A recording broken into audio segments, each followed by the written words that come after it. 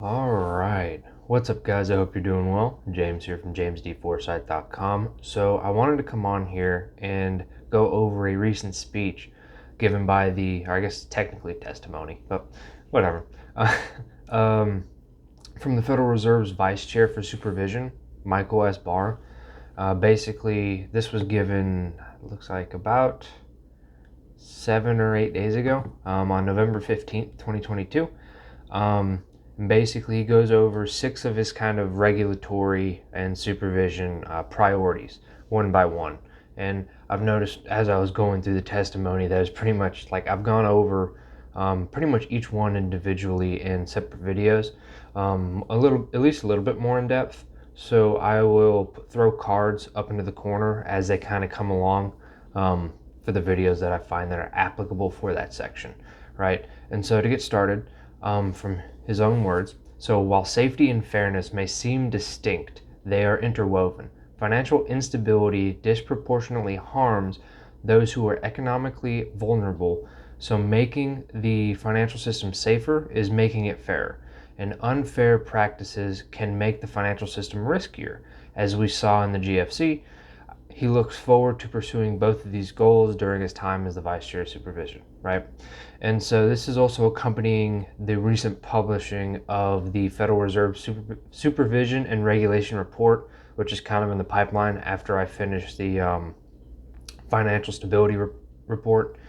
And as always, the links to these, the speech, and I'll throw the report in there as well, will be in the description along with everything else, just to kind of, so you guys can look at it too, right? If you want to read it or find the report yourself and don't have to go scrounging around the web for it, I'll just put it in there for you. So kind of a quick summary of current conditions that he gives with respect to supervision and regulation. So capital and liquidity positions remain above regulatory requirements.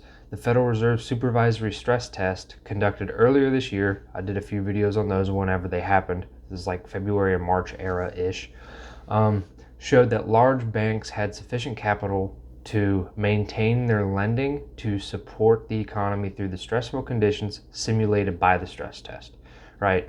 And so this is one thing that I've noticed, and I think it's kind of interesting, to where, because there's a lot of recent talk about recession and that sort of thing, and basically for some reason bank failures, and that people, not everyone obviously, but there are some people that I've heard talking like Twitter or whatever, other, I guess, internet mediums, whatever you want to call them, basically about, like bank failures and that sort of thing, which in a systemic fashion, that's not really the case as of right now. At least it doesn't seem to be. And not only going off of the data published by the Federal Reserve, right? Because obviously that's kind of could be swayed in a certain way. That's why we kind of try to look more into how when we cite metrics, at least when I cite metrics on the channel and everything else, I try to kind of also do videos explaining more in depth of what they do. One, teaching myself so I can use said metrics better or more, at least more efficiently, and have a better understanding of what they're actually measuring, instead of just being like, hey, this is whatever, but not really understanding exactly what that means, right? So regardless, despite the data depicting a generally healthy U.S. banking system, the domestic economic outlook has weakened amid tighter financial conditions and increased uncertainty, right? So uncertainty has led to increased financial market volatility and may also reveal pockets of excess leverage and liquidity risk in the non-bank financial sector, which risks spillovers to the banking system and the real economy, right? And so this kind of goes into a little bit of some of the stuff I'm currently going over in the financial stability report videos. A lot of it has to do with problems with liquidity in the treasury market is kind of the topic that we're going through slowly now, as well as other things that we'll get into later, right? Asset valuations, that kind of thing, right? So to get into the actual priorities that he has, right? The first one would be capital review, right? So he says robust capital and liquidity requirements make it more likely that banks are unable to absorb losses and continue their vital role supporting households and businesses, right? That's kind of the whole point. A lot of people, when they hear something like this, they think more of like only reserve requirements, even though that's zero. And when you actually learn to understand how the banking system actually works, banks don't actually need reserves. They're rather, they don't fulfill the function that people think they do, to say the least, right? And to that, I'll cite kind of the works of like Jeff Snyder and Eurodell University, that YouTube channel, podcast, all of that. I'll cite that kind of stuff so you guys can look into it more further yourself, because it's quite in depth. It can be a lot more complex, and to be honest, I'm still learning it too, and that's where I go for information relevant to that, right? So to continue, they're looking at kind of metrics such as the GSIB surcharge, so like global systematically important banks. There's so many acronyms, sometimes you forget one or two. The enhanced supplementary leverage ratio, also known as the SLR, and so stress testing, and the countercyclical capital buffer. And I've seen this noted as the CCYB, I think. It's like lowercase CCY and then I think capital B, but it's been a minute since I've seen that explicitly, because I think one of the Federal Reserve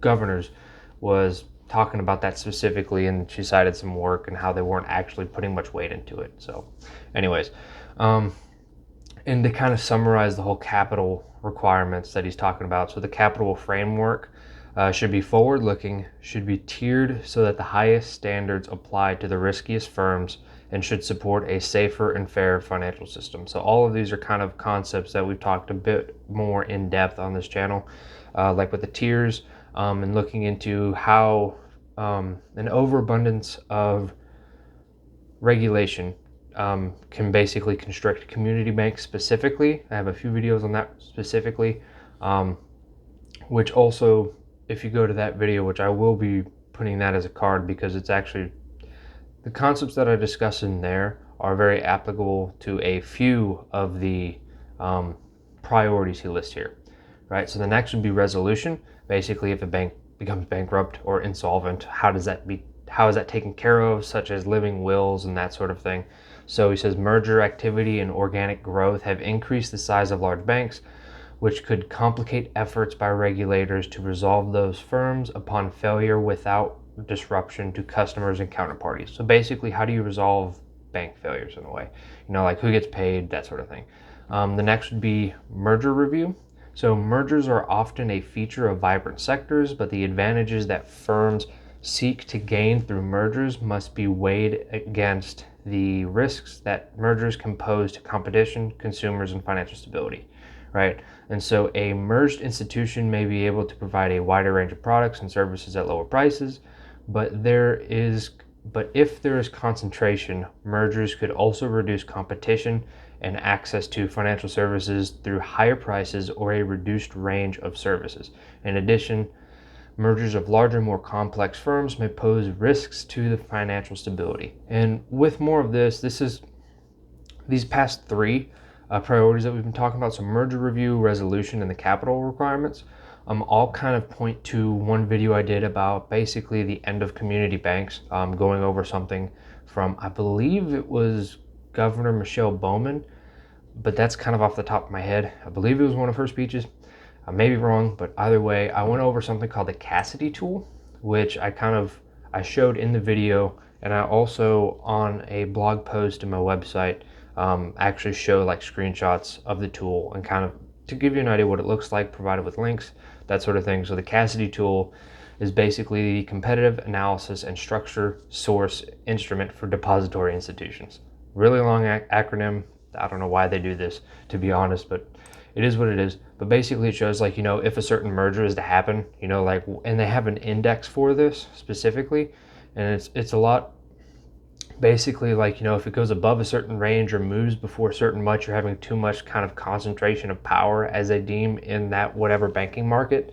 And they basically have, I think it's like 1,400 kind of separate, or around 1,400 banking markets, where you have kind of they look at each one individually and so on. And there's a lot of discussion about, like, how kind of the rise of online banking, how that's kind of changing how they might define these markets themselves, that sort of thing. But I'm going to leave that to the video I was just talking about and that sort of thing, right?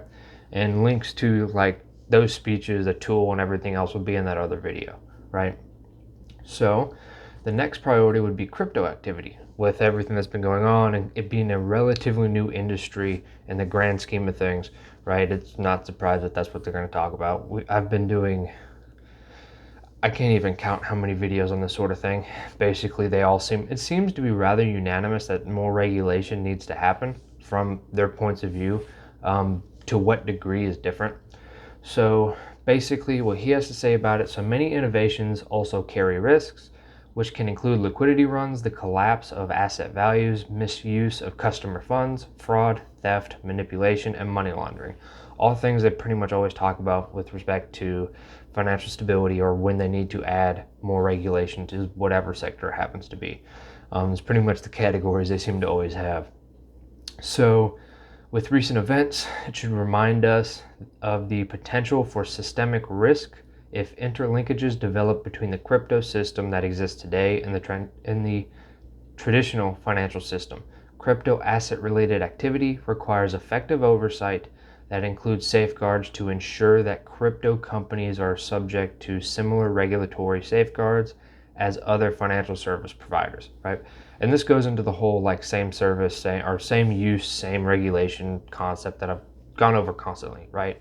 If you have whatever, in this case, crypto related asset that fulfills a specific use that has an analogous version in the traditional financial system, their argument is they should undergo the same amount and type of regulation, at least I guess in the spirit of the law, is kind of what I've surmised from their discussions, right? They haven't exactly come, because it would be such a case-by-case basis, or at least that's what it seems to be. It's not really, they haven't given exact examples on every single one, or even a few. It just kind of still seems to be rather broad, like they're dragging their feet with this kind of thing. But regardless, to continue, he goes on to talk about how they don't want to stifle innovation with the regulation, but they still need some. And so he basically talks about how difficult that is to basically find as he says, balance between, regulations for basically not over-regulating and stifling this innovation, and as opposed to having too few regulations to basically have it run rampant, right? And he says to discredit the new products and services, right? So the fifth priority he has is climate-related financial risks. And I'm just basically going to talk about what he says. I'm not going to go into that whole argument about climate change and that sort of thing. Not the purpose of the video, not very opinionated on that specifically, or I guess just not going to say much about that as of right now, right? So to the end, basically the Federal Reserve is announcing a pilot climate scenario analysis exercise. And basically this is designed to enhance the ability of supervisors and firms to measure and manage climate-related financial risks.